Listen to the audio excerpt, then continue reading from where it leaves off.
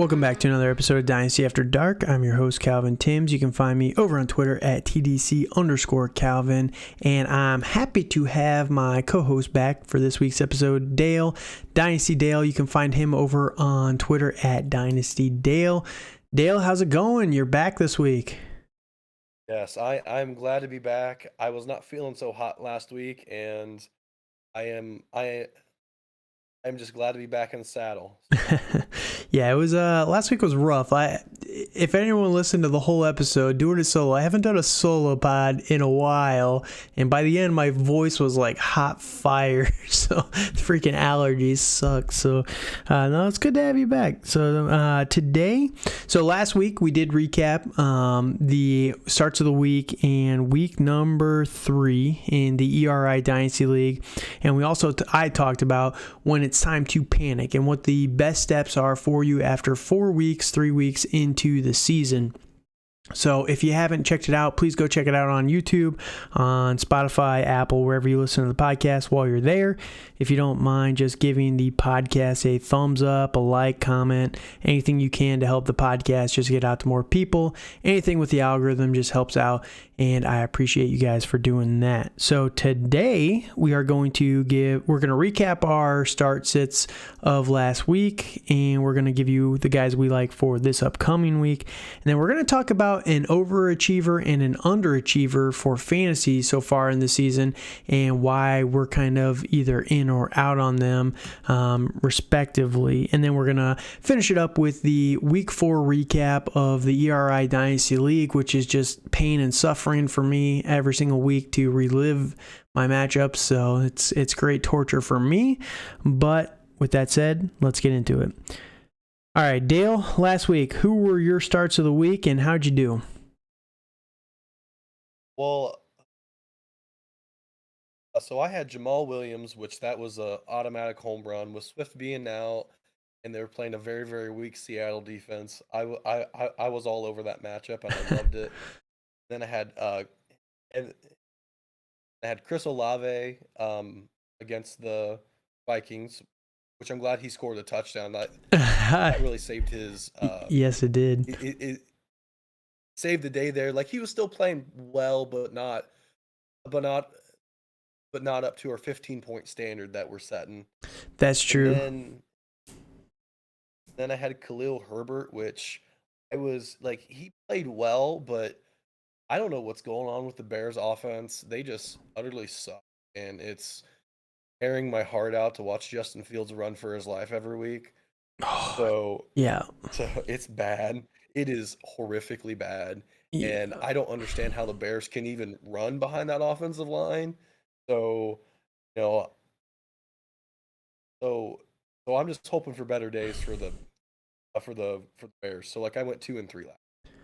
Yeah, not a bad week for you. And the Bears, they're just depressing at this point, man. Like, the funny thing is, I actually heard Dan Orlovsky. I'm not the biggest Dan Orlovsky fan. He seems like kind of a tool, but he did have an interesting rant. You know, sometimes he has some good points, and sometimes, most of the times not. But he was talking about the Bears wide receiving core, and this is why I'm absolutely convinced they're going to take Jackson Smith-Njigba with like the number 2 overall pick next year. It's just going to be just get that guy here as fast as possible. But he was talking about Darnell Mooney is a great number 3 wide receiver for a team, and he's the team's number 1. Equinemius is like a number 5, and Velus Jones he didn't even talk about. So it's not a good receiving core, and I know people like Darnell Mooney, but yeah, they call it Cole Kmet a left tackle, so there's that.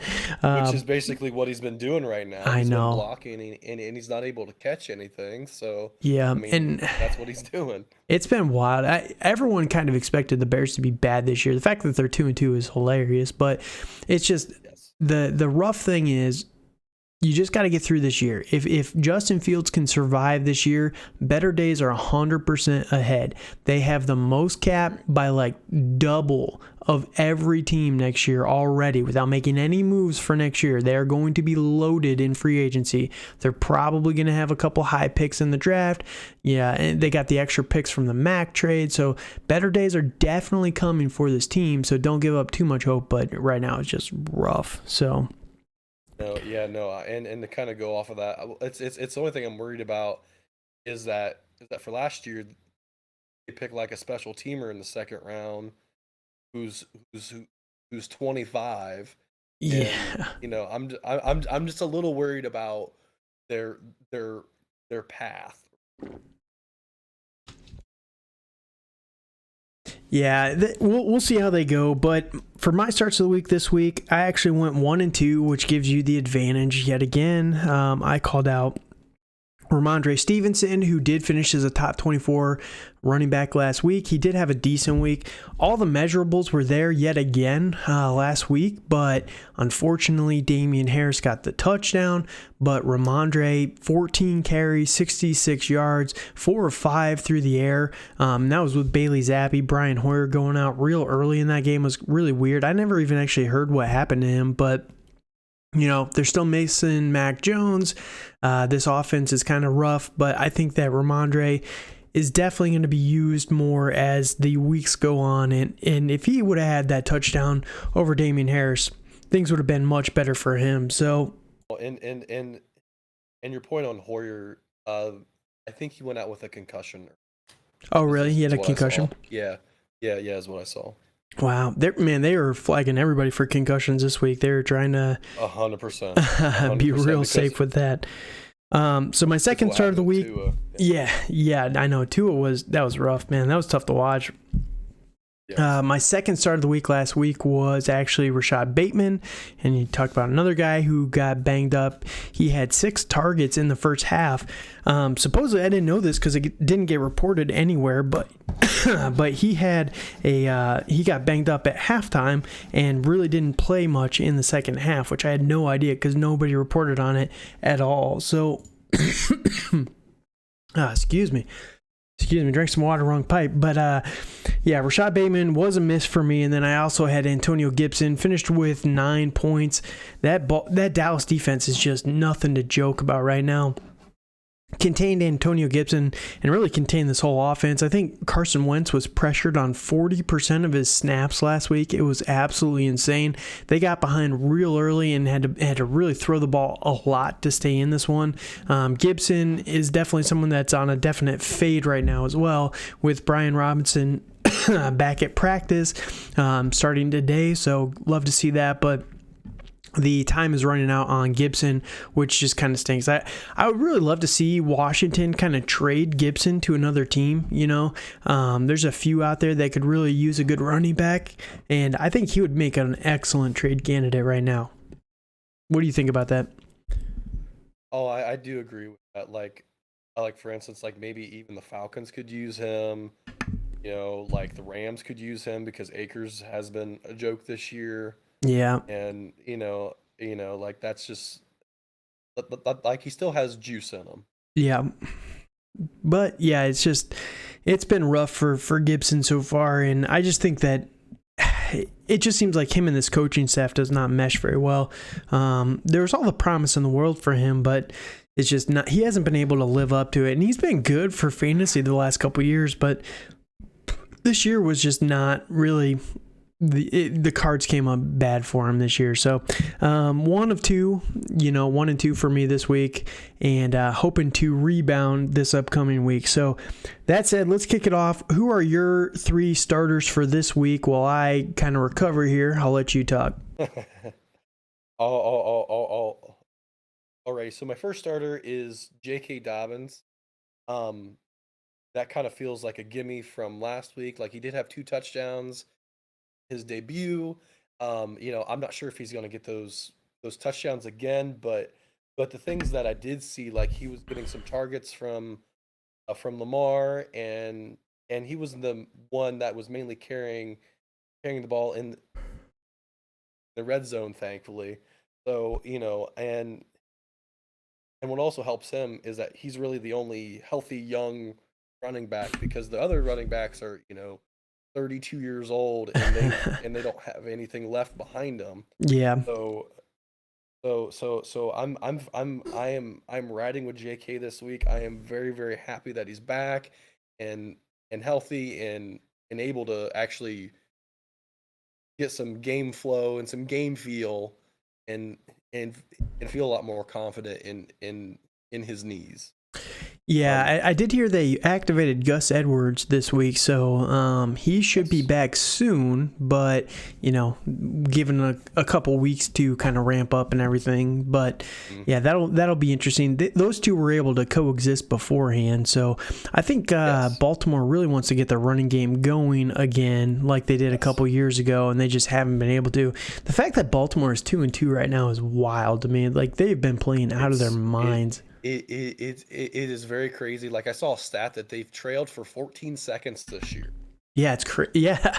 Basically, For only 14 seconds and have 2 losses. both of their losses was Miami, the blowout where they came back and won at the very end, and then the same one for Buffalo, they lost at the very end there on the kick. So yeah, Baltimore has been playing out of their minds. So give it up for them. So my first guy that I'm excited about is the MILF Slayer, Zach Wilson. He's coming back. He had a decent week, So this is one of those things that really annoys me, right? With a lot of just recap shows and things like that, right? So I listen to PFF, I like to listen to actual NFL breakdowns and things like that, and it's hilarious. Like, so this exact game, they absolutely trashed Zach Wilson in his return while praising Kenny Pickett in the exact same game. So Kenny Pickett played for a half, 10 of 13, 120 yards. It's decent. 3 interceptions, and okay, one of them was a Hail Mary. 2 of them were not great throws. You could put them on the receiver a little bit, but it's also ultimately on Kenny Pickett to make better decisions as well. 6 carries for 2 touchdowns for 15 yards. Like, he didn't really do much on the ground, just kind of stole a couple from Najee, and a fumble. So he had 4 turnovers in this game. Whether they're all on him or not, they absolutely praised the ever-loving hell out of Kenny Pickett. But meanwhile, Zach Wilson started a little rough. He hasn't played in 4 weeks, so let's give him a little bit of a break. But 18 of 36, 252, 1 touchdown, 2 picks, 2 carries for 15 yards. Same there. He had a catch for a touchdown on that sneak play there, and he was a lot better for fantasy as well over Kenny Pickett. The Steelers have a much better defense than the Jets, as people have been talking about for years now. So why are we, just absolutely trashing Zach Wilson? It's just so odd to me, the players that people, build these narratives up about. And Zach Wilson, he was the number 2 overall pick, so he's got to be better. It's like, come on, guys. We've seen the promise that he has. Let's give him more than half a football to kind of get warmed up after having an ankle injury for the last 4 weeks. So Zach Wilson is someone that I like quite a bit this upcoming week. I know it's against Miami, but Miami's been vulnerable through the air, and they do have a very good defense. But I think that Zach Wilson, with all these weapons, is going to be able to deal it around quite a bit. And for fantasy, I think you could do much worse. I like Zach Wilson in this game. And then again, he does have a little bit of rushing upside if they try and get him involved there. They got the sneak play that we did see there. We saw it last week. They could always do the Philly with him, where they sneak him off to the side. So I like Zach Wilson quite a bit this week. Who's your number 2? I have AJ Dillon Ooh. this week. He's been not playing very well this year. You know, so like coming from this off season where he had a lot of hype coming in as kind of being like a 1A 1B to Aaron Jones. He really disappointed this year. I think he has, compared to all the hype. So so the Packers are playing the Giants this week, and I feel like I can smash any running back that's going to play the Giants. I feel, because the Giants run D is really bad. Like they gave up 100 yards to Zeke a couple weeks ago. Like they gave up a lot of yards to Herbert. Like they are just bleeding rush yards. Yep. And I think that's what the Packers want to do, is to make this game a lot shorter. Like they don't have a lot of the outside weapons like they used to. They're just going to run the ball down their throat. Going to get it. It's going to be ugly. I think they just want to make this a nice and easy trip. Yeah. And one thing to think about with AJ Dillon too. So I know he hasn't been what we've all expected from him, but week 1, great share that week. That's the only touchdown he has on the season was in week 1 against Minnesota.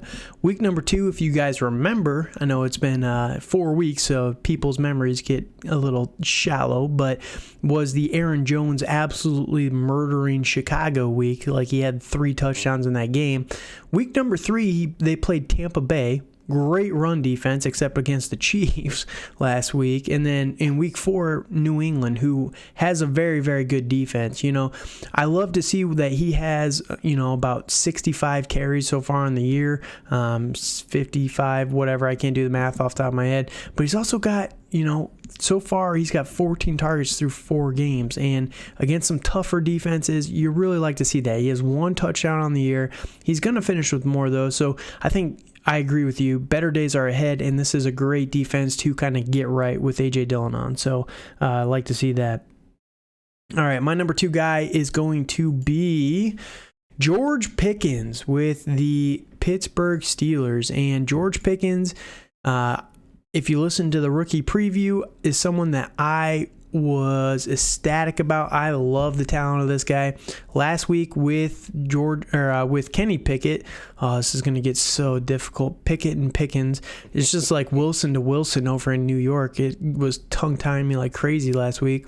But yeah, George Pickens with Kenny Pickett last week was 8 targets, 6 catches, 102 yards. It was just absolutely beautiful.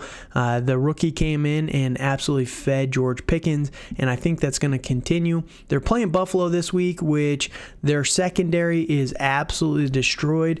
The Ravens weren't able to get a lot going through the air in week number 4, but if you watch that game, it was a rain game. It kind of just did not lend to a lot of passing attempts. Even Josh Allen, they ended up winning that game, but he was 19 of 36 in that game for 200 yards. So it was not a great passing game. A lot of the work came on the ground in that one. So I think that Buffalo's secondary is not really that good right now. They've got a lot of injuries.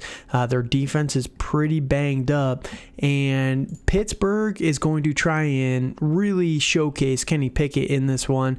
And I think that Kenny Pickett, and this is one of those things, it's the bench narrative, right? Deontay Johnson and Chase Claypool have been playing a lot more than George Pickens through week 1, 2, right? Deontay Johnson, 81% of snaps, 86, 98, 89. Claypool, he's got 92, 92, 93, 73 last week, where George Pickens is the inverse. He's 71, 80, 76, 70%. He's ramping up. He's the one that's practicing with Kenny Pickett on the side in practice these last few weeks. He's going to have better rapport with Kenny Pickett, and I would not be shocked if Kenny Pickett decides to dump it off to him a lot more as a safety valve in this game. So I like George Pickens a lot, especially against the matchup, and is someone that I'm smashing this week. Yeah, into going Pickens, I love that. So I feel that with with him being a rookie and Pickett being a rookie and having that connection in training camp too, like they're gonna grow up together, I guess, in a way, and that's what the Steelers really want to try to do. Yeah, I agree. So, all right, who's your number 3 guy? I am gonna take a big leap of faith on this guy, and I'm going to go with the tight end not named Kyle Pitts, and it's going to be Will Disley of the Seattle. Pandering. Yes, I'm yeah, yes. I have liked Will Disley like ever since he's gotten a league. Like he seems like a really good guy. Like he's more of a team guy, and I feel that Geno has a lot of rapport with him compared to No Fant. Compared to Fant. It's compared to Fant, and I don't know if I really like Fant in this offense. Oddly enough, even though they're like, it seems like they've been more pass heavy. It just doesn't. It just seems like he's not active as much. I mean, it could be. No, he's playing about 55% of snaps through all 4 weeks. It's about the average there, but. Yeah, the biggest problem is with Will Disley. He does have 3 touchdowns in 4 weeks, so that definitely helps. But he does seem to be Geno's favorite target of that group. So Absolutely. it's interesting. It is a good matchup against New Orleans. We saw Irv Smith was able to kind of chunk them a little bit last week. There are some other options, DK, Lockett. So yeah, it's a interesting. It's definitely a flag plant play this week, so I can respect that. It definitely is. And like with the tight end position this year being terrible, really gross, it's been horrific. So like I think he can be easily like a top 6 guy this week. Yeah, we can definitely see. So if he gets in the end zone, that definitely helps his case, but we'll just have to see if he can do that. So no, it's a bold call. I like it. Don't know if it'll pay off. This actively hurts us in our league with Noah Fant, right? So it's not great. Not great, but no, it's definitely a bold call. So we'll see how that goes. My number 3 guy is going to be a running back for the Houston Texans, and that is going to be Dameon Pierce. This guy is electric. He's been so good the last couple of weeks. I know last week he did have a massive 75-yard touchdown, but still 14 for 133. You take that out, 13 for 60-something. That's not bad, and a touchdown. He was 6 of 6 through the air last week, only for 8 yards. Not great there. A lot of dump-offs there behind the line of scrimmage, but, I do like Dameon Pierce, and the best part about it is he's a 4th-round pick, and I just get to rail on Draft Capital Twitter, This is the thing that I've never understood about this, right? Everyone always uses past drafts. Well, the league 10 years ago is a completely different league. Offenses don't play the same, and that's less than 10 years ago, right? That's less than 10 drafts. So how do you have, you want to talk about sample size. All of these people that talk about, only 10% of 4th rounders hit and blah, blah, blah, blah. You have no sample. Because running backs taken in the 4th now are different than the running backs taken then.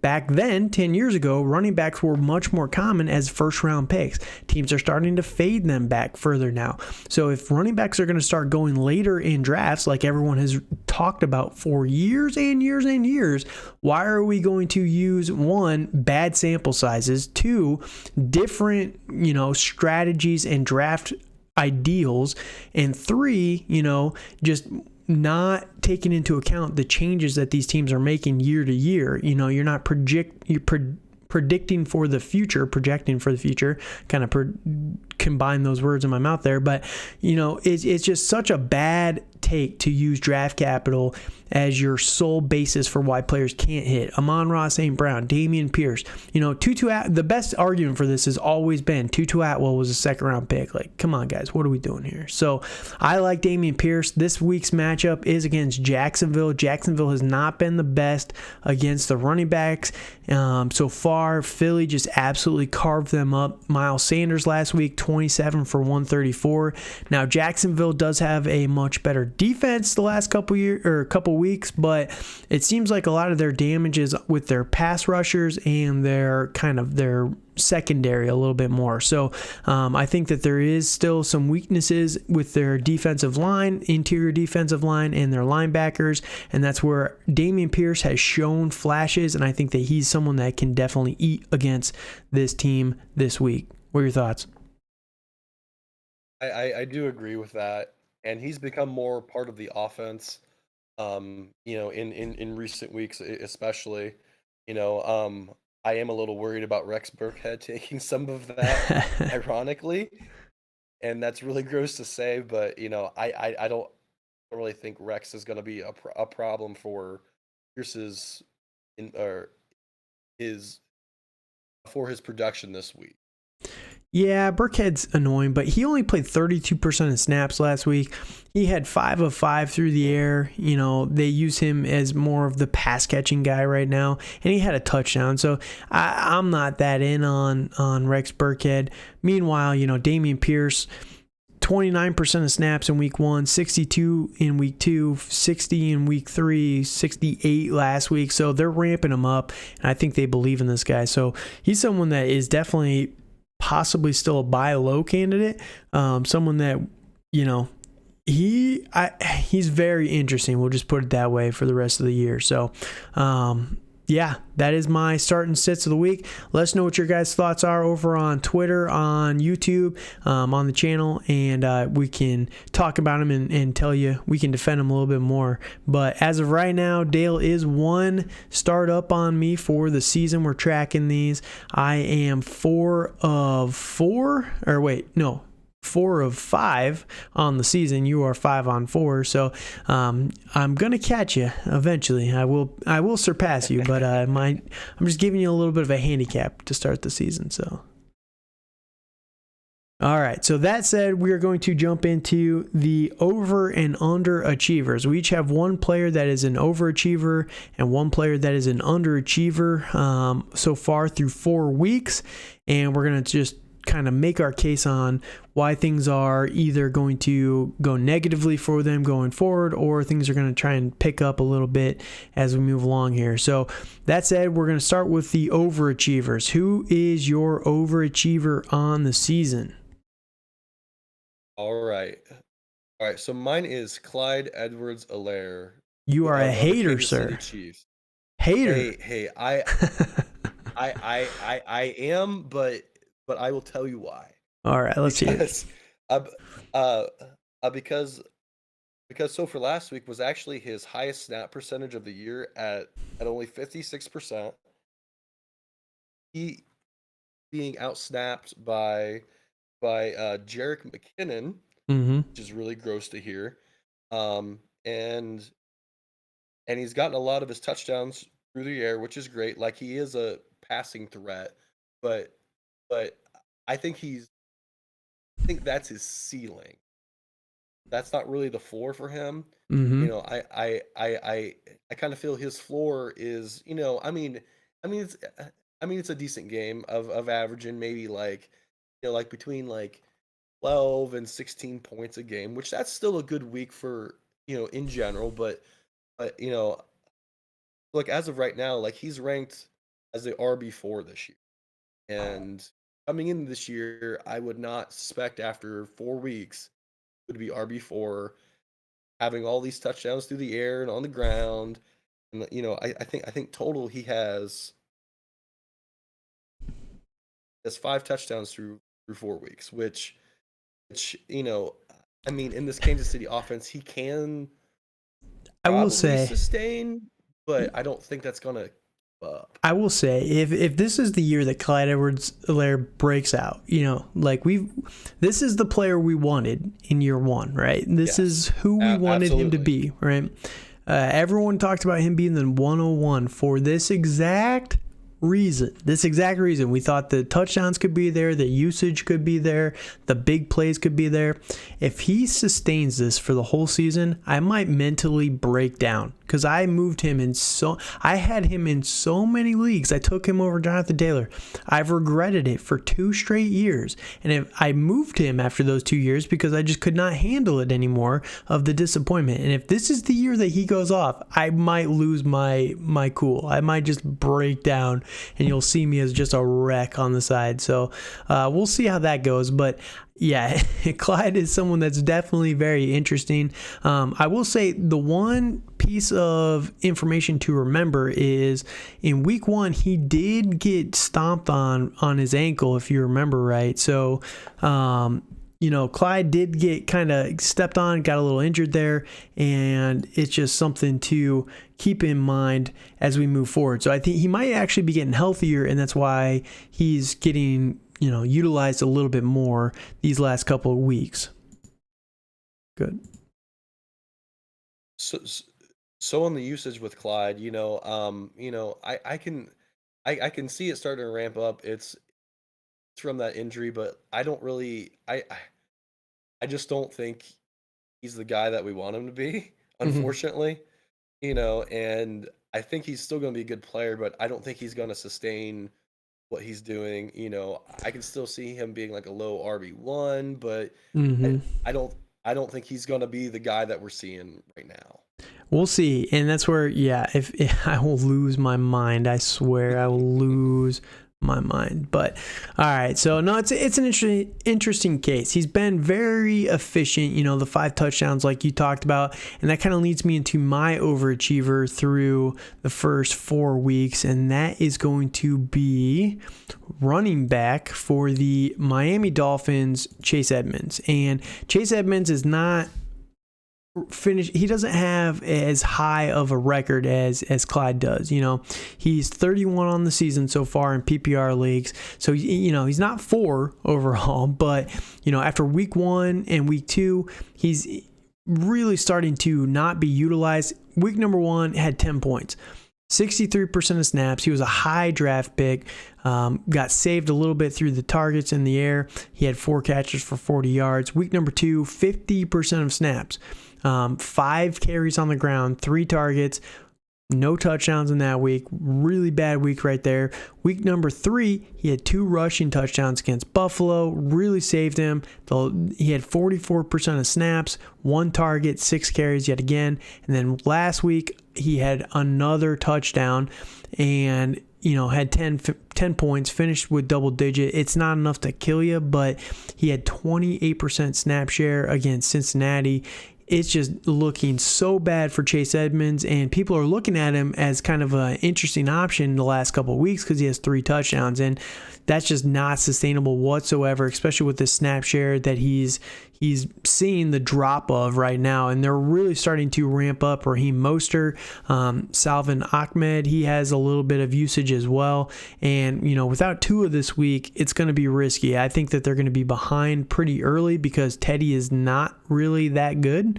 He's shown that through his whole career. So they're not going to be able to score early. They're going to be throwing a lot more to catch up. And I just think that Chase Edmonds is a massive risk. So Chase Edmonds is someone that he's overachieved pretty highly. Again, he's not doing too well for fantasy right now, but like I said, I've heard a lot of people talking about him as an interesting option just because of the 3 touchdowns the last 2 weeks, and it's a trap. I'm telling you, when you look at 28%, 5 carries and 3 targets, 2 catches on, so 7 total touches. It's not great usage there. So the touchdowns are definitely an anomaly, and I would not be chasing those right now with Chase Edmonds. No, I do agree with that 100%. I think I'm seeing this offense switch over to Mostert, and um, I really wanted to believe in the Chase Edmonds hype, but hasn't. I mean, he's been as advertised, but I don't think that's gonna be him. It's just for the rest of the year. Yeah. So, and we've really seen they've kind of been using, Tyreek in the rushing game a little bit. They've been kind of doing those sweeps that they love to do over in Kansas City with them. Jalen Waddle's gotten a few of those as well. So I think they're trying to find ways to get these guys involved, and it's just Chase Edmonds is just taking a beating. Now, if it comes out and he's like injured or something like that, maybe it could be something, but yeah, it's just, I don't think that, I was never really that high on Chase Edmonds, and, I would not be chasing the touchdowns. The snap percentage is just such it's so depressing. 63, 51, 44, 28 last week. So it's just consistently going down. Yeah, and in games where you need to win, you would think that he's the better pass catcher between him and Mostert, but yeah, clearly Miami does not agree. So, that said, who is your underachiever so far on the season? So my un- underachiever player is Jonathan Taylor of the Colts. You mean the guy that's not playing this week? Yeah, I know, I know, I know that's a big cop out. Having him not play, but like he really hasn't been himself since week 1. Mm-hmm. You know, I'm I'm guessing that like his ankle injury has probably been lingering, maybe for a few weeks, and it just got worse against Tennessee. Yeah. I don't know what's going on. Like Well, Jonathan Taylor, I know is like the one that played against Houston. And the one I'm afraid of is the one that played against Tennessee last week Yeah. and only got like 2.1 per carry. He only saw 3 targets. It was not good. And I think that's a lot because of the offensive line. Like it's getting older, it's getting more injured, obviously. And Mm-hmm. then you have Matt, and then you don't have a mobile Matt Ryan either. And there's not as many weapons in Indy as you would like, Weapons So suck, man. Oh yeah, God. it is horrible. I like Michael Pittman, but I don't really think he's a one, Yeah, I honestly. would agree with that. That's the biggest problem. You Like I've heard so many the off season. It's always somebody. There's always somebody that gets yes, driven up for no reason. And I like Michael Pittman. I do. But you guys had no justifiable reason to make him the dynasty RB number 11 at one point in time. Like he peaked out around 10. Like come on, what are we that's doing? that's insane with I all know. the talented wide receivers we have right I now. know it's That crazy. that is It is crazy. But yeah, Michael Pittman is just someone I would agree with that wholeheartedly. He is the perfect two. But I think the biggest problem with Jonathan Taylor is Matt Ryan has been so so bad, bad. so So bad, bad. so bad, It so was bad. all Carson Wentz's fault, right, guys? Like I've been joking about this 100%. this whole time, but the funniest comparison I heard, because like I said, I listened to all these podcasts and everything. One of them said that Matt Ryan looks like somebody who's trying to kind of do the Tom Brady thing. He's trying to get leaner as he gets older instead of bulkier, to trying to stay in better shape and everything like that to keep his edge and everything. But it's like, dude, you look so soft. Like you're Yes. getting the funniest play was a couple weeks ago. I can't remember who exactly it was against. Let me see if I can pull up their record here. It was against I think it was Jacksonville 3 weeks ago. The dude body slammed him, like just straight body slammed him, flipped him over, folded him like a chair. I'm just like, what is happening? Matt Ryan looks so bad in these games. He has so far on the season 9 fumbles. Oh my 9. gosh. It's Wow. atrocious. 9 It's fumbles and bad. 5 interceptions. Like, what is happening? Matt Ryan just does not look good, and I think that's the biggest problem for Indianapolis right now. The offensive line is not like it used to be, but the question is, Houston, maybe they have a better defense than people kind of expected. Jacksonville Yeah. clearly has a better defense than we kind of Yes. anticipated. Kansas City, they just blitz like it's Spagnuolo. He's going to All blitz the like time. All the every time. play. And Yes. when Matt Yes. Ryan is this bad, it works. So you cannot run JT into that because it's just you got 9 guys coming at him like constantly. And then Tennessee, they're just good defense. And again, like you said, the ankle injury. So you look at their upcoming games: Denver, Jacksonville again, Tennessee again. So those are the next 3 weeks. He's out this week against Denver. So it's Jacksonville, Tennessee, Washington, New England, the Raiders, Philly, Pittsburgh, Dallas, then their bye week in week 14. Playoffs is the Vikings, the Chargers, and the Giants. So it's some up and down weeks up there. If he can get healthy, if this offense can kind of figure it out, there's definitely better days ahead. But it does make me a little nervous Yeah, for sure. I do feel it's going to be rough with him, but I think if Matt Ryan decides to become a better quarterback, which I don't have a lot of faith in right Yeah. now, I think that's going to help him out because they're going to have stacked boxes. Mm-hmm. And it's just going to be harder for him to run because the offensive line is older, it's more injury prone. Man. He's more injury prone. It's the perfect storm to go against him to not have a good year. But I still think he's going to have a RB1 type year. But Yeah. it's Maybe it's not. lower. Yeah, lower. But like he's not going to be RB1 this year. So I was just looking at Jonathan Taylor's stats from last year, because he started off slow last year as well. The first 3 weeks, a little rougher, 17 in week 1, week 2 and week 3, bad weeks there as well. And then week 4 to the end of the season basically was just an absolute tear.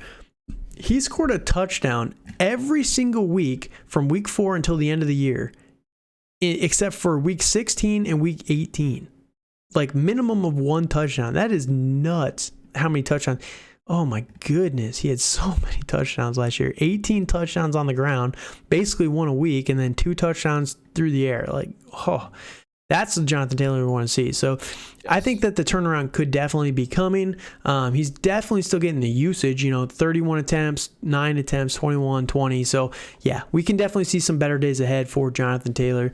I would not be freaking out on him just yet.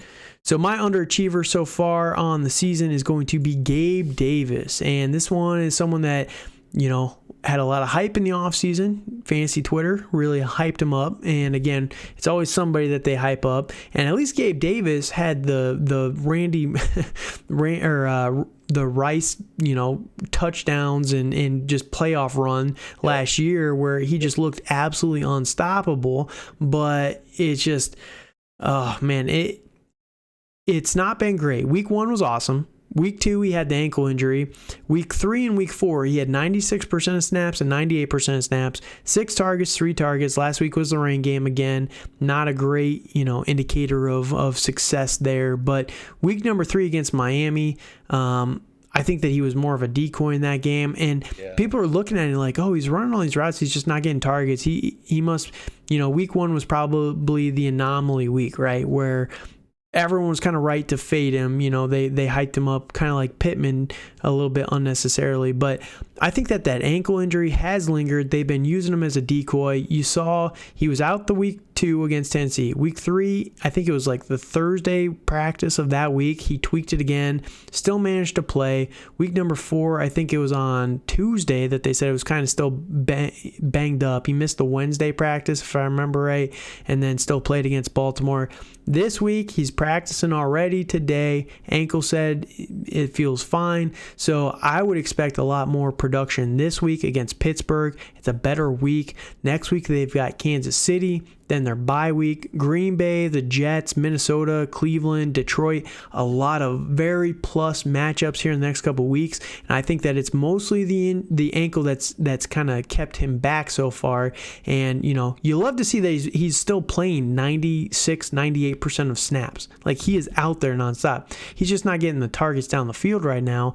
Isaiah McKenzie's really kind of stepped up, but he's got the concussion right now, so he might not play, especially with all the concussion stuff. We talked about it a little bit earlier. They're just hammering everybody after Tua for this. And I think that he's going to reestablish himself as the clear number 2 this week. And then next week against Kansas City, that's going to be a shootout as well. In Kansas City, that's going to be a fun one. Yeah, on Davis, I completely agree with that. Yeah, I'm not worried about him. It's been mainly injuries. I mean, it was in week 2, he was injured. Week 3, it's in Miami. It is hotter than bejesus outside. Oh my gosh! It was 90, and it probably felt like 110. Oh yeah, the humidity. I remember. I don't know if we talked about that in the recap or not, but like they were drenched. Like they looked like they had been in a sauna they were for. Exhausted. Oh my goodness! They were exhausted after that. So. Yeah, it's definitely got some better days ahead. And again, week 3 was the rain game against Baltimore where, again, we just talked about Josh Allen. He had 200 passing yards in the whole game. Stephon Diggs wasn't that great in the game. I think he was fine. He had 10 points. But, like, everyone's, wants to rail on Gabe Davis. But Stephon Diggs the last 2 weeks, he's got 14 and 10 points, respectively. So, he hasn't been that good either. It's kind of just coincided with a little bit of a down period for the Buffalo team the last couple of weeks. So I think that, again, better days are definitely ahead. Isaiah McKenzie's been outperforming his kind of abilities so far. Again, chasing touchdowns there, but yeah. Yeah, and another thing to add on Davis, the only thing I'm concerned about, it's to be aware of, is where he's going to play for the matchups in the playoffs, if you make the playoffs with Gabe Davis. Sure. So I mean they're very juicy matchups. I mean it's Miami again in Buffalo, and it'll be cold Chicago. Too. Yeah. Yeah, it's going to be cold, and it's going to be at Chicago for week 16. It's windy. Week 16, they're going to be very unpredictable. They're going to be mentally done by then. Chicago will be checked out by that point. Checked out, and it's probably going to be a very easy game for the Bills. Then they have Week 17 at Cincinnati, which that could be a toss up on weather. So that's something just to look at further down the road, but not for his dynasty value. All right, so that's our over and underachievers so far on the season, and we'll probably touch on these guys, a couple more guys here in the next couple of weeks. We got a long season left, but Week 4 is in the books, and with that said, let's switch over to the ERI Dynasty recap. We are 4 weeks in now, and if you remember, last week I was coming off a high. It was my team's Super Bowl. We beat Dan miraculously, somehow. I have no idea how. This week we went up against Eric, and my team had the Super Bowl hangover, it appears. They just did not show up to play. I started Mitch Trubisky in this game. Oh my gosh, he got benched. It's hilarious because Mitch Trubisky had a touchdown to Deontay Johnson. They didn't count it. It was a touchdown. I watched that play. I know I started Mitch Trubisky, but I really don't care that much. It was a touchdown. I faded Deontay Johnson. I don't want him to get touchdowns. It was a touchdown. So that lack of touchdown literally lost Mitch Trubisky his job, which is just hilarious. So Mitch Trubisky against Josh Allen for Eric, absolutely destroyed there. There was half the gap in our points. I had Barkley versus James Conner, win there for me, but oh my goodness. Josh Jacobs for Eric absolutely killed me. Between Josh Allen and Josh Jacobs, that was his entire lead. He won 141 to 106. Fournette for myself still had a good week. Can't complain there, but Josh Jacobs just was on another level. He was so good. Where was this usage his whole career? Goodness gracious. On Jacobs, I have no idea. I think maybe Josh McDaniels might have actually unlocked Josh Jacobs. Hopefully. He might be leveling up this year, which I've been very off on Josh Jacobs the past couple years. I don't really like him in that offense, but if he can play like he did last week, start him. Yeah. So then I started CeeDee Lamb versus Amari Cooper. Big win there for me, but conversely, Rashad Bateman versus Mike Williams. Big win there for Eric. Mike Williams, I thought it was going to be a bad week for him. He had so many catches in the third and fourth quarter. I think going into halftime, he was 3 for 30. I was like, oh, great. He's not having a great day. He just finished with 7 of 11 for 120 yards. I was like, where the hell did this come from? What? Darren Waller versus Kyle Pitts was basically a wash though, so can't complain there. Gabe Davis versus Brandon Ayuk was kind of a wash, but Ayuk did outperform him a little bit there. But then Elijah Moore versus Brandon Cooks, big win there for Brandon Cooks, had the touchdown, kind of got back 7 of 7. You like to see that, but Elijah Moore with he makes me nervous with Zach Wilson. I'm not gonna lie. Absolutely. But I did have the edge on the defense, which nobody cares about. So you go down to the rosters here, the benches, and J.K. Dobbins was a miss by Eric. I don't really blame him, though. Coming back from injury, it's tough to trust him. He did have 2 1-yard touchdowns, essentially, in this game. So, can't really blame him too much for that. Without those, he finishes with 10. Should have started Justin Fields for myself, though. I would have had 10 more points, essentially. The quarterback situation for me is just brutal. Didn't have Keenan Allen. Allen Robinson was terrible. Absolutely horrendous. I regret ever believing in Allen Robinson at this point. I don't know what's going on with him. So I think he needs to have a very nice breakfast with Stafford. And they might find some connection, maybe, but I doubt it. It's that whole Rams offense is odd. Yeah. Dallas Goedert went off for me on the bench. I got to start pivoting to Dallas Goedert over Kyle Pitts. Kyle Pitts is what is it? The sunken cost fallacy at this point. I just want to start him until he has a 40-point week, and then my brain can move on from him mentally. But it's just, Dallas Goedert has outperformed him literally every single week so far. So there's that. I need to just start playing him. Chris Godwin was a miss for myself on the bench, but it was his first week back, so can't really blame me too much for that one. But yeah, just quarterback, dude, is killing me so bad.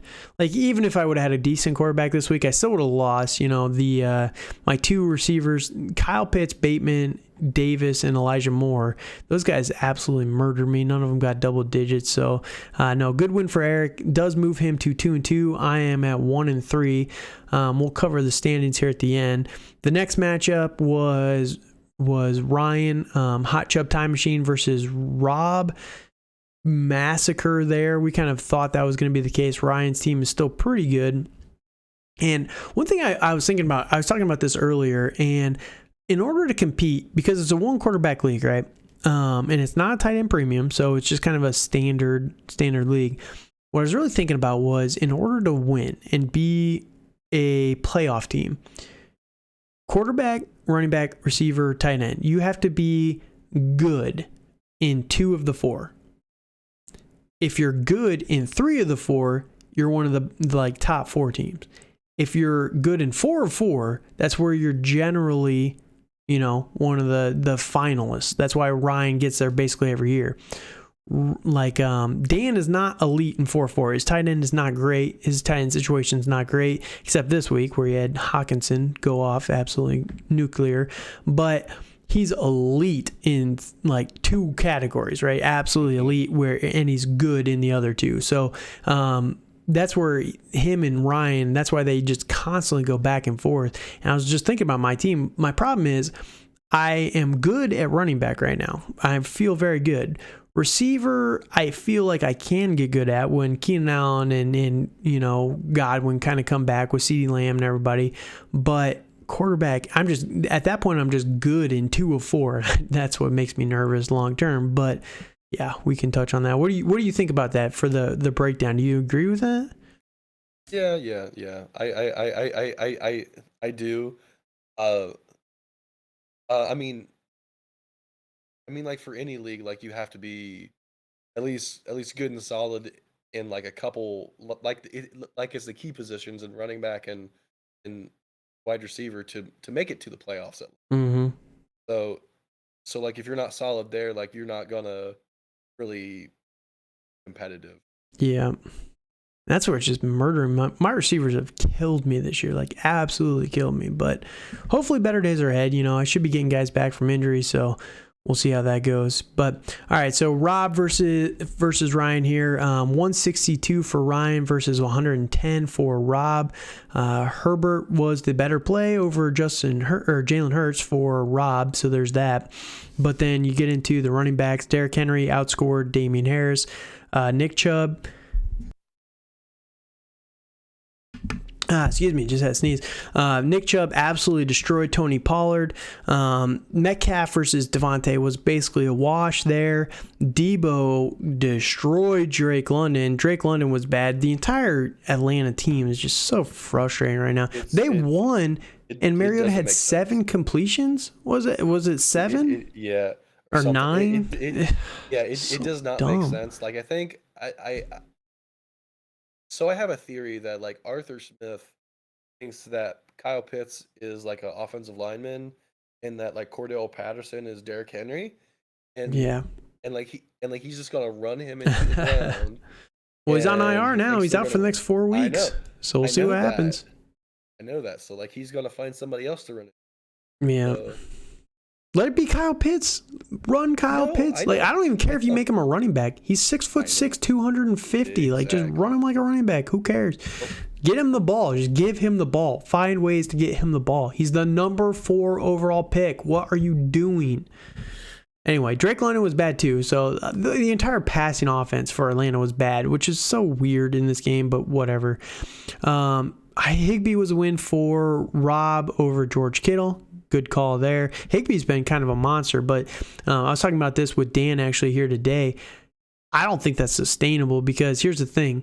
Higbee's been just getting a shite load of targets through the first couple of weeks, right? 11, 9, 4, and 14, and they are losing. The team stinks. Your offense stinks. Find ways to get the ball to other players than Cooper Kupp and Tyler Higbee. What are you doing? Like, Sean McVay, you're supposed to be creative. Like, your offensive line is horrible. Make up for it. Do something. Matt Stafford is better than this. What is happening? It hurts my brain. Well. So I will say that, like, Higbee has turned into what we thought Allen Robinson was.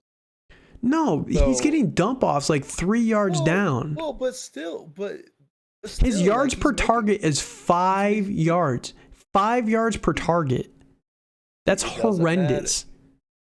It doesn't matter in a PPR. Like, that's 1.5 points right there. Yeah, Easy. that's fine, but that's I'm just saying for a successful offense, it's not sustainable. That's my point. That's true. That's true. Like, they can do that, and then they can keep losing.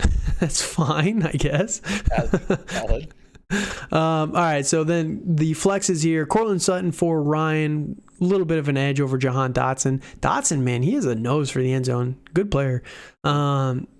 DJ Moore, a little bit of a resurgence this week. Outscored Greg Dortch. Dortch kind of got massacred because of Rondale Moore coming back. Yeah, I am so sad about that. I was all on the human Dortch. Well, and he is extinguished. He's gone. Well, we'll see. We'll see. At this point, I think Rondale was bad, though. That's the thing. Rondale was bad. So if they put Rondale Moore on the outside and put Dortch back in the slot, that could help. You know what I mean? Like, Dortch was playing in the slot, and that's where he was good. They targeted Rondale, and he looked bad. So that is the starters for this matchup. You look at the benches. You know, Jared Goff absolutely went nuclear. Kyler Murray was the better play for Ryan as well. So both guys missed on their quarterback starters. But you look at the other guys. Rashad Penny blew up on Ryan's bench. Damian Pierce blew up on his bench as well. Rashad White had a good week for Rob. And that was pretty much it. There's nobody else that really kind of was super interesting there. So, no, it was ultimately a pretty close matchup. But, yeah, Rob just ultimately got blown out in the end.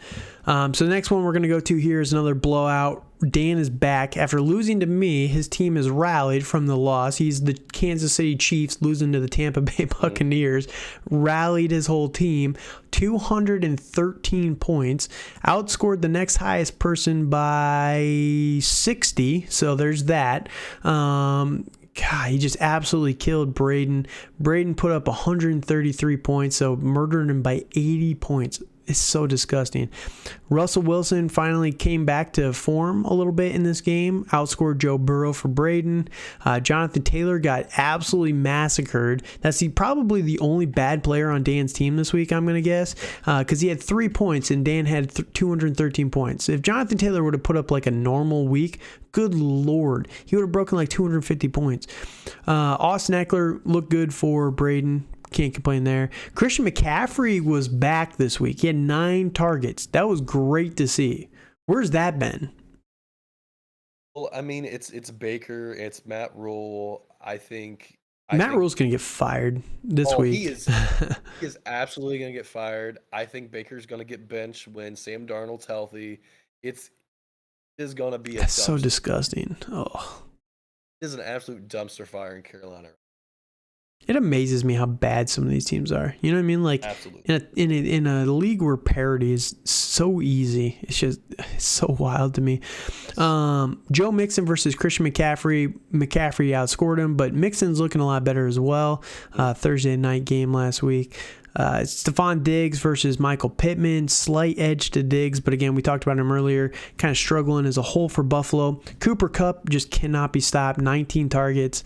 122 yards. Again, I get it. I understand. For fantasy, we love this, but the Rams cannot keep doing this, man. They cannot. It's not sustainable. Like, he threw a pick 6 targeting Cooper Kupp. Cooper Kupp. Teams are starting to understand this. You can't just go to 2 players for the entire game. It's not sustainable.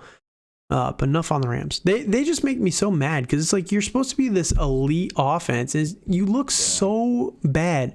And Cooper Kupp looks great. That's awesome. But if you want to actually be competitive for real football, you cannot be doing this crap, man. Like, it's this juvenile crap.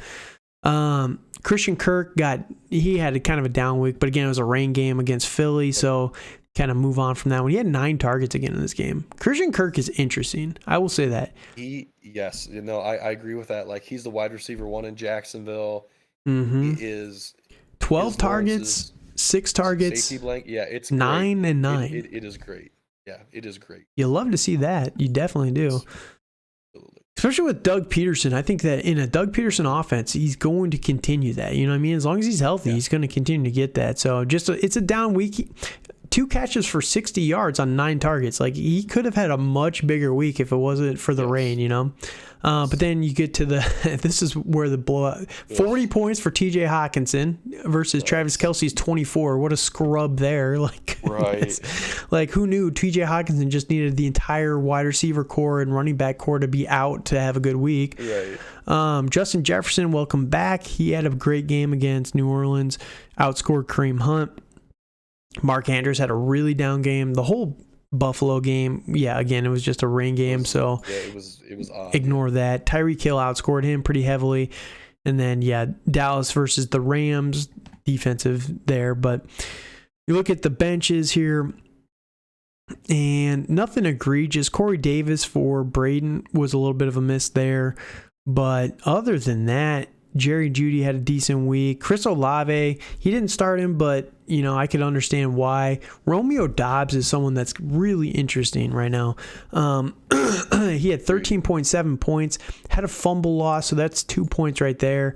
Would have finished with 15 points. He's looking like the number 1 for Aaron Rodgers, so definitely somebody that you could be eyeballing to pick up here in the next couple weeks. You might be able to still get him cheap in your leagues, but Romeo Doubs is definitely somebody interesting there.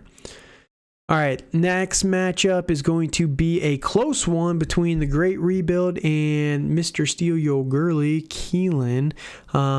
Ken ended up getting the win, 112 to 106. Me and Keelan would have tied. Holy moly! Glad I didn't play Keelan this week. Actually, I probably would have taken it. We would have both kind of tied. So there you go. Right. But it was a rough matchup. Lamar Jackson outscored Matt Stafford for Keelan, but Miles Sanders just absolutely went nuclear this week. Yes. Outscored Cordero Patterson. Patterson got banged up in this game. So win there for Ken. Breece Hall, his usage is getting higher and higher. It's starting to look like they're starting to give this to him, especially with Zach Wilson. I kind of predicted this on last week's episode. They're going to try and establish the run a little bit more in this game to make it easier on Zach Wilson, essentially, and they did that against Pittsburgh, which is a tougher defense. Jeff Wilson looked good. Start for Keelan there. And you take over for 1 second. And then we have Adam Thielen and A.J. Brown. Like, that was pretty much a wash between the two. We had Jalen Waddle and Terry McLaurin. Basically wash there. A wash there. Like, they both had down games. Yeah. And then Zach Ertz, good play for Keelan there. Yes. Dalton Schultz got 0 points for Ken. Yeah, I'm really bummed out about Schultz, but I think he's going to be better once Dak gets back.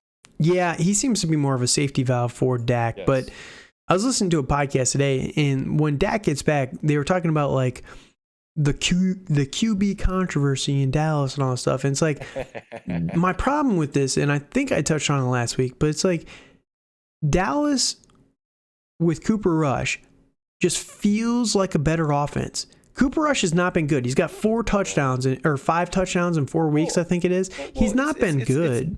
It's been well enough to win. Yeah, but it's like Dak has so much more talent than Cooper Rush. So much more. But it feels like when he's the starter, so difficult. And they were talking about like, well, just more chaotic. Yeah, it's just why does it feel that way?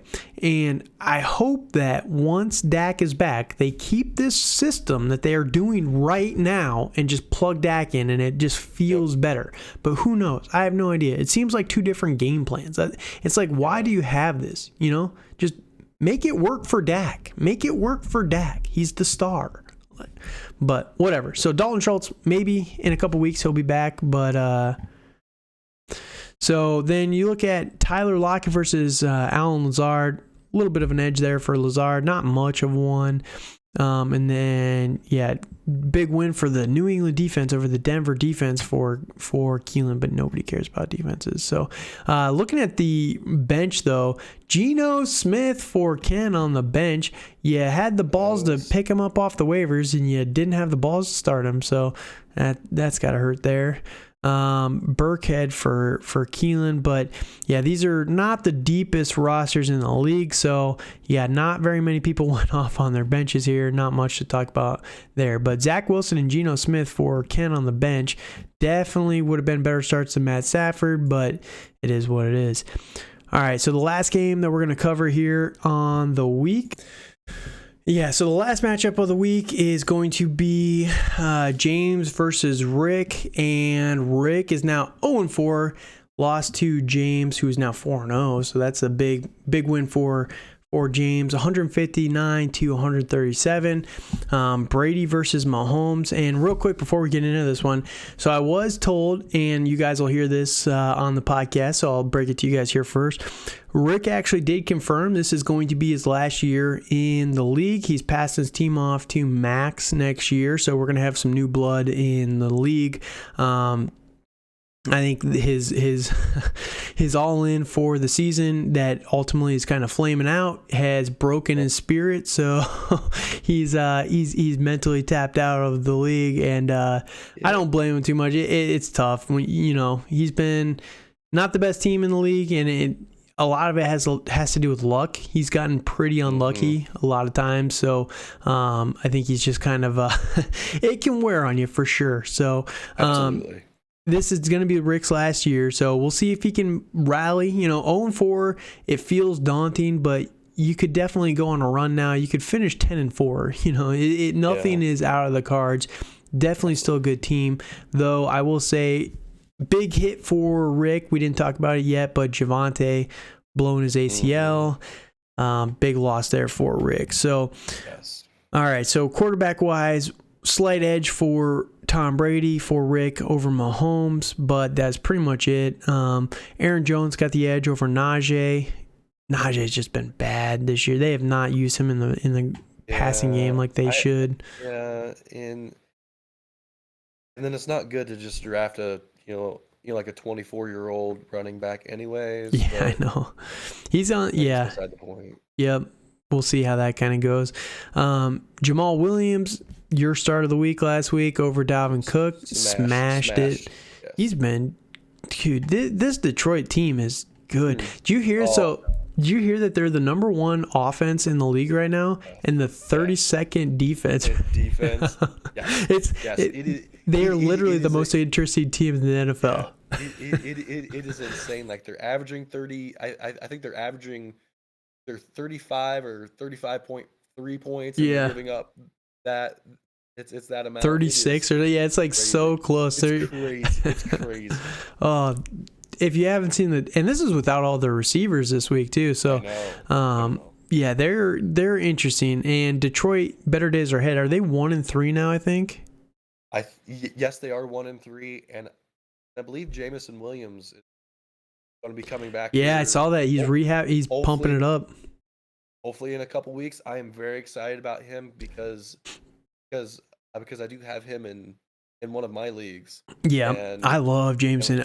I wouldn't be surprised if it's like week 7 after their bye. They have a week 6 bye. They're one of the first teams on bye at Dallas. That could be, or at Miami or against Miami or Green Bay. Pretty good openers for him there. So, all right. So then we keep going through here. Jamar Chase versus Devonta Smith. Devonta Smith, dude, did you see that video on Twitter today about Smith in the rain? He refused to take off his gloves and he could not catch anything. Like, really? Yeah, dude was dumb. It's rain, dude. You cannot. Those gloves are terrible in the rain. They do not work in the rain. So yeah, that's he was complaining about the cold, dude. Like, do you realize you play in Philly, right? Like, it's not gonna get better. Like, it's not getting better. That's because he weighs like 155 He's pounds, too used to Alabama. like baby. I know exactly. Like he says, he's 170, but like Yeah. I swear he's No, like. he's like 165. I know. Like if that, and does not want to take off gloves to catch a ball when it's at least warm out. Yeah. Like come on. Mike Evans, big win for Rick over Deontay Johnson. Again, Deontay had that touchdown. That would have been a big difference. That was like a 10-point, 11-point swing right there. That's crazy. Yeah. He had a touchdown. Gerald Everett, slight edge over Pat Freiermuth. Freiermuth was pretty decent in this game. Kenny Pickett seemed to go to him quite a bit, so there's that. Basically a wash between Josh Reynolds and Hollywood Brown. Big win for T. Higgins over Javonte. Again, Javonte tore his ACL in this one, so kind of stinks there. T. Higgins has been very good.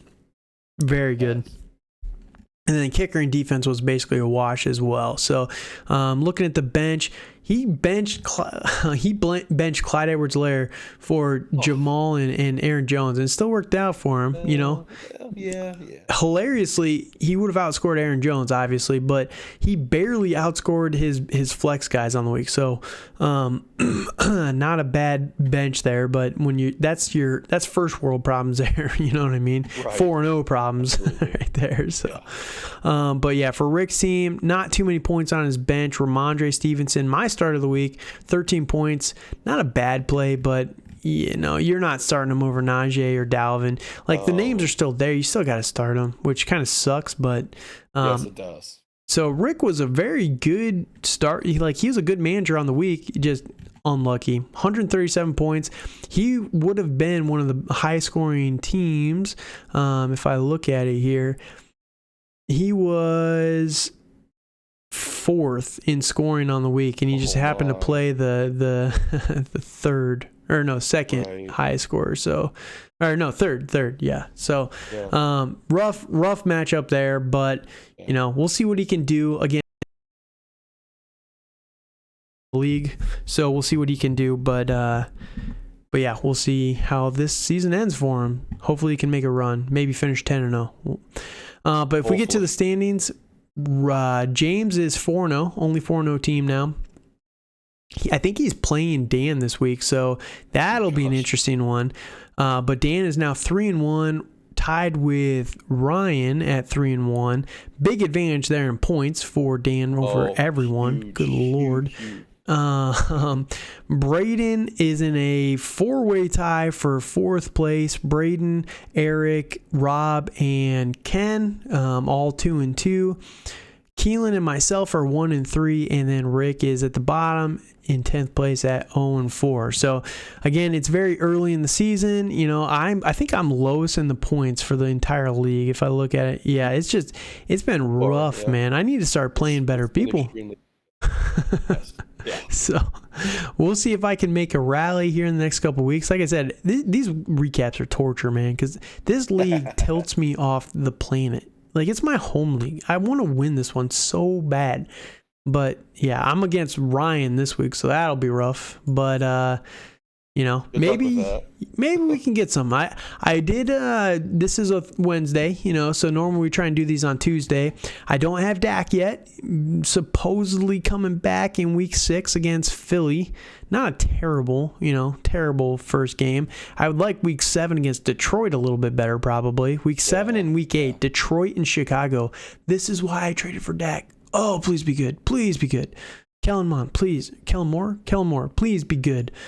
But I did sign Jacoby Brissett off the waivers this week, so I'm rolling with him. He's not been great, but he's better than Mitch Trubisky, so let's ride. Absolutely. So let's ride.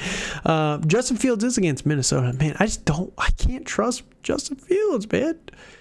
I would not trust a Bear. I would not. I would get far away from the Bears as you could. Watch this week. He just absolutely blows up. This is the week. Probably. Probably man. Will, but I just can't trust Justin Fields right now. So Jacoby Brissett it is against the Chargers. I don't love that, but I think, the Chargers defense is absolutely. They have so many injuries right now. It is nuts.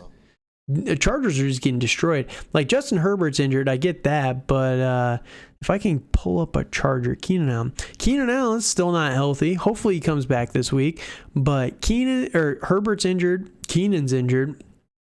Their defense, they have lost, I think half their secondary is injured right now. They lost Joey Bosa.